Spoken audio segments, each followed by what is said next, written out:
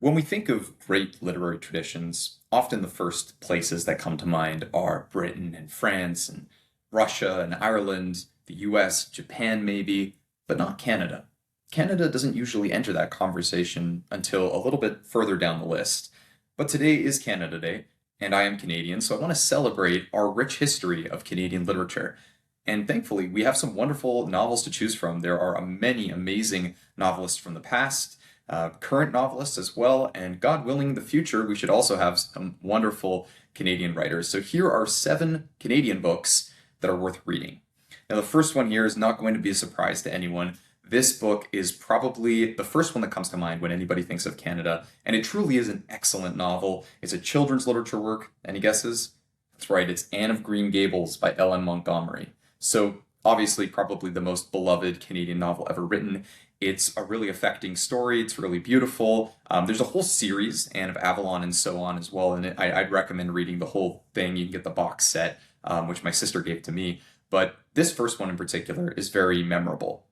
It tells the story of Anne Shirley, and I think she's one of literature's great characters, really imaginative and fun and funny as well, hopeful, that kind of sense of optimism that is just quintessentially Anne, and really lively. You don't meet many characters like this in literature. So it's obviously set in PEI, or maybe not obviously, but what I love about Anne of Green Gables is it isn't just a charming children's book, as much as I love children's literature, but it's really about belonging and that desire to belong.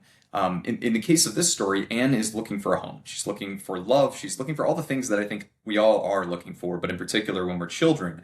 And she wants the world to be better, to be more beautiful than it appears on the surface.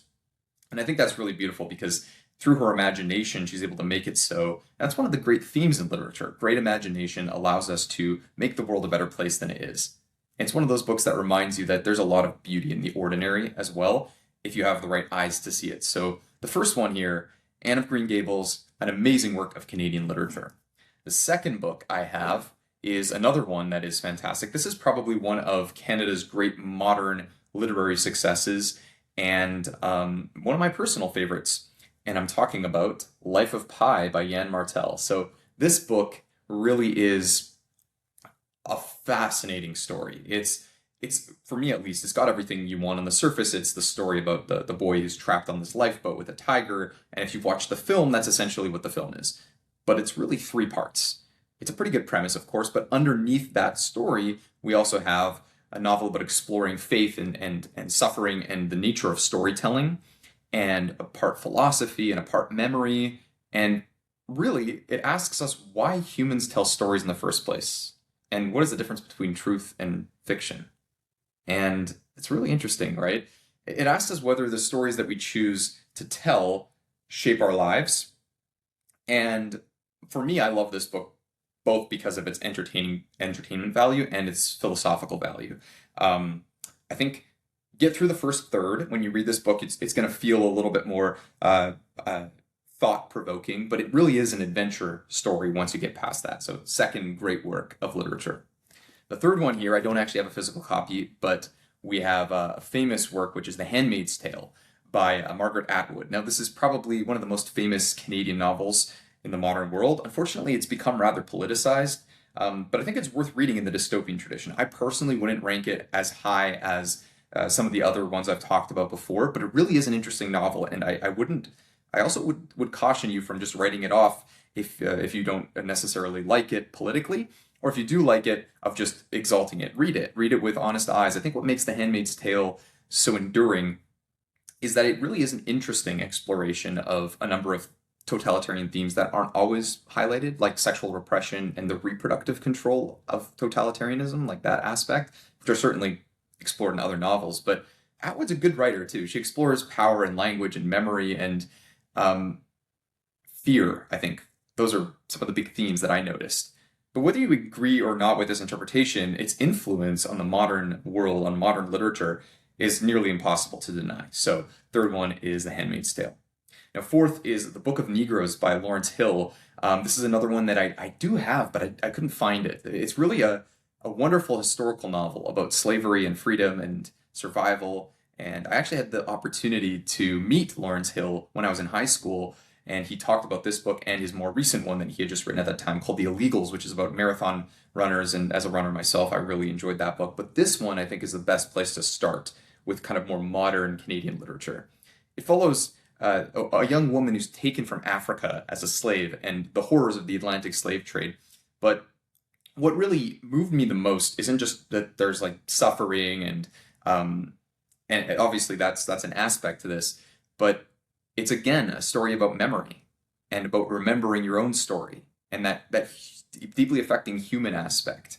It reminds us also, I think, from the Canadian perspective, that Canadian history isn't just isolated, right? It's always been interconnected with world history. Now, the fifth one here is Indian Horse, and this one is one that I read in high school for an Indigenous literature class. It follows Saul Indian Horse, who's an Ojibwe boy who survives the residential school system, and later he discovers his purpose through hockey, which is, quintessentially a Canadian story. Now, it is a contentious history, I will acknowledge. The residential school system was a real tragedy. That's indisputable, and I had the opportunity personally to hear some survivors speak about their harrowing experiences, so there's no question there. But there has also been some notorious recent events of unsubstantiated claims and inflated numbers and whatnot, like of graves that actually led to the burning of some churches. And so obviously it's a complex history, and there's a lot of anger on multiple sides within Canada. Too much to delve into right now, but I think if you want to understand Canadian literature, you need to understand Canadian history and Canadian identity. And reading Indigenous literature is obviously going to be a big component of that.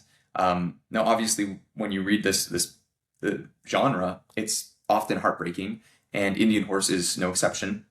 But this story is really, I think, quite a good one. It never loses that hope and dignity in the aspects that we want to see in these novels. And I'd recommend you leave your preconceptions at the door, as with all literature, but this one is really a wonderful work to understand Canadian literature as well. Now, another one, number 6, is Two Solitudes by Hugh MacLennan. And I haven't read this one yet, but if you want to understand Canadian history, I think this is another very important one to read. If you ask people to recommend an essential Canadian classic, this is one of the first ones that will appear, because it's about English Canada and French Canada. I believe it was written in the 1940s, so it's quite an old story by Canadian standards. We're approaching 160 years, so or a relatively young country. But this one explores identity and language from different perspectives, one side and the other, French and English. And finally, The Apprenticeship of Duddy Kravitz by Mordecai Richler. This is another one I'd highly recommend. It's one I haven't read yet in its entirety, although I have some familiarity with the book and with the author as well. But Richler is really, I think, one of Canada's great literary voices, and this is his best known novel for sure. From everything I've heard and the little bits I've read about it, it's definitely one of those defining novels for 20th century Canada. And 20th century novels, of course, are so important, so interesting to read. So that's one I'd recommend. Now, another Canadian novel I'm actually reading right now is Station 11 by Emily St. John Mandel. This is one I'm enjoying so far. I'm only partway through, so I won't speak too much about my thoughts until I've actually finished it. I like her writing style. It'll be interesting. I have a feeling this might be on a future list, but it does take a little bit of getting used to. So I'm curious what your thoughts, if you guys have read that one, if you liked it or not. And of course, before we finish off here, we have to recommend some Canadian children's literature because there's some wonderful, wonderful entries. One of my personal favorites is Robert Munsch. He's got works like Love You Forever, The Paperback Princess, Mordecai, or one I have right here, very Canadian appropriately so, Moose. I thought that would be a good one to bring up here. And then, of course, one of my personal favorites overall is Something from Nothing by Phoebe Gilman, explores tradition and is another great Canadian story. Memory, finding value in the things that are thrown away, all the themes that you could want. So there you have it. Those are 7 plus a few other Canadian books for Canada Day. Now I'd love to know what your favorite works of Canadian literature are, and if you have a Canadian novel that you think I should read next, I would love to hear that in the recommendations. And maybe in the future on our book club or whatnot, we could add a couple of Canadian books to read in there.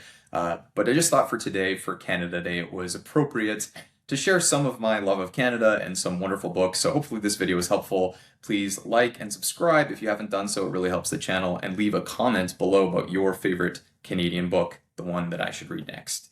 All right, take care everyone, and I'll see you in the next one.